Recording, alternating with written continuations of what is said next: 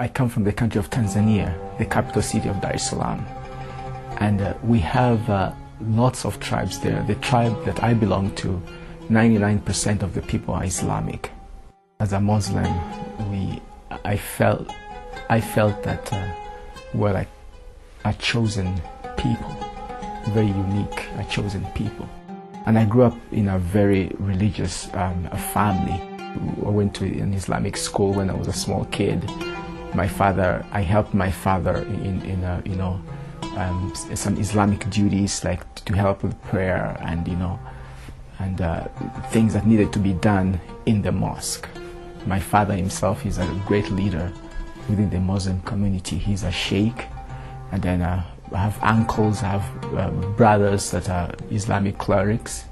So I kind of grew up in that environment, and my understanding of Islam was that Islam was everything to us, to me.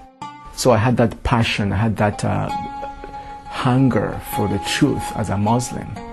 And as I was searching for truth, I came across Christians. The Christians in my country, they have a special program to reach out to the Islamic community.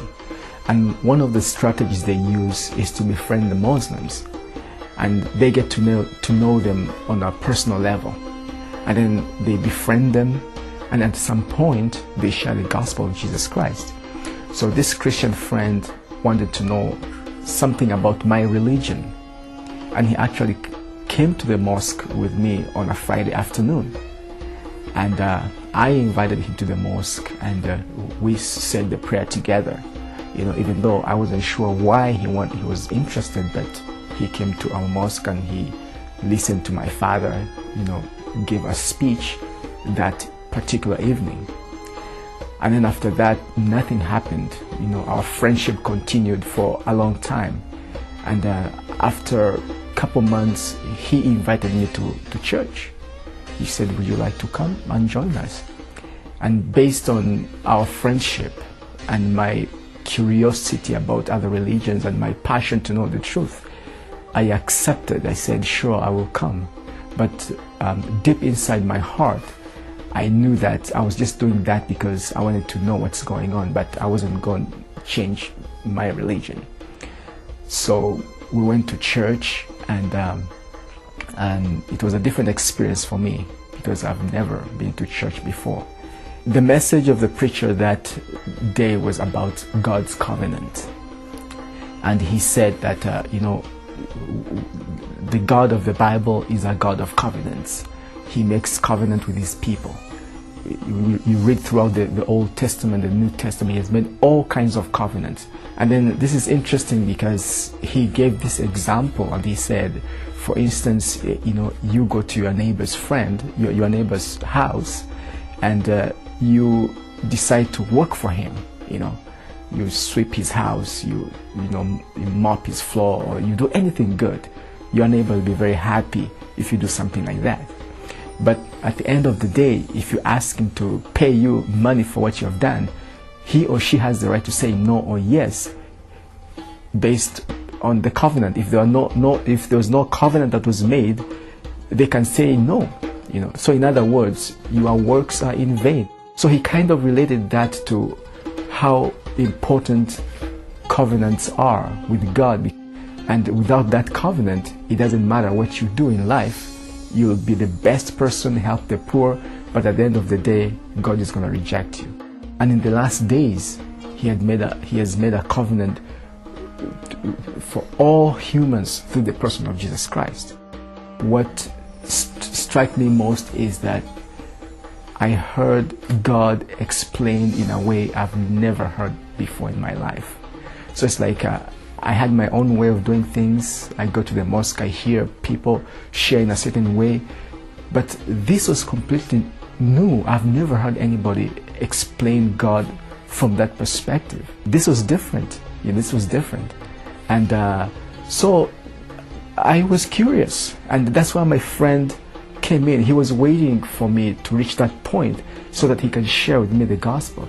So he bought me a Bible, and we began to read the scriptures, from book to book, but most of the time we were arguing, exchanging ideas, and he would invite me to church. I'll go to church with him, but I didn't want my people to know, because, I didn't want anybody to find out.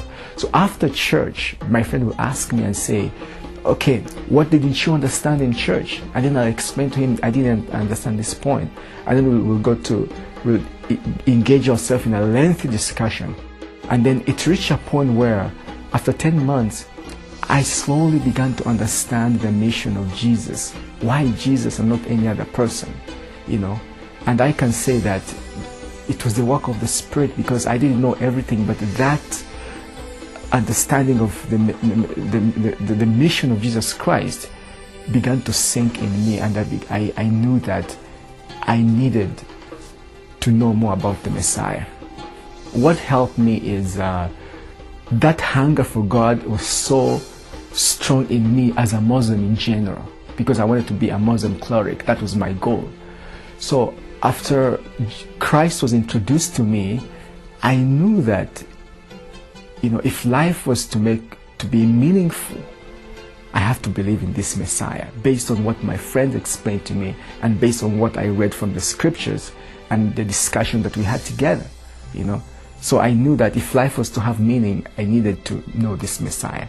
And it just happened that it reached a point where I could not resist God anymore. I knew that it's Jesus that I needed. I went to his church again. And after the service, the preacher made an invitation. I raised up my hand, and they prayed for me, and I gave my life to Jesus Christ.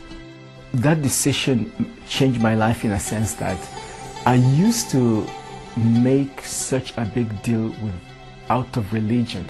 I did not understand the difference between God as God the Creator and religion as a group of people trying to find God. And before I was taught that God is so big and he's out there, and I pray, I do all kinds of good things, but at the end of the day we'll see what happens, because that assurance is not there. When I became a Christian, I felt connected with my Creator. I can pray to him, I can talk to him, the connection is there.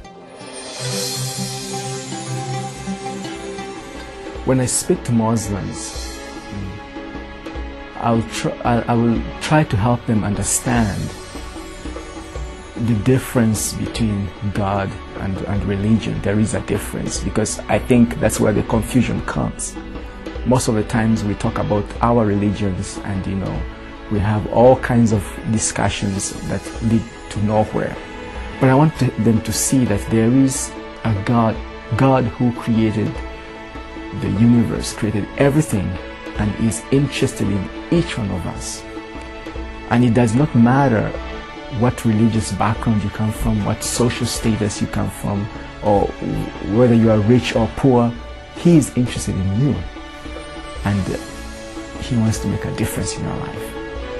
And a good passage from the Bible that I will share is the Sermon on the Mount. I think it's a good place to start. The Sermon on the Mount, when Jesus Christ was talking, blessed are those who are pure in heart, blessed are those who hunger and thirst for righteousness, for they shall be filled. I think that's powerful, and it matches with the mindset of most Muslims. They should accept Jesus Christ as Lord and Savior, and he's the only one who can change their life, because I think first I'm going to help them understand first who Jesus is. If you just see Jesus Christ as a carpenter's son and just some guy who lives in a neighborhood, then they shouldn't. But if you see Jesus more than a prophet, I think that's a good starting point. And that's what made a difference in me, because I looked at Jesus Christ just as a person, so he didn't make any difference to me. But if we understand who Jesus is, then it shouldn't be a difficult thing to accept him as Lord and Savior, because once we understand who he is, then we are all going to need him. I know that I am not a unique situation. What God did to me, He can do it to anybody. And my prayer is that they'll also see the truth, they'll see the light. And I know that is possible because, if I came out of, that background and He pulled me out, He can do it to anybody, and that's my prayer.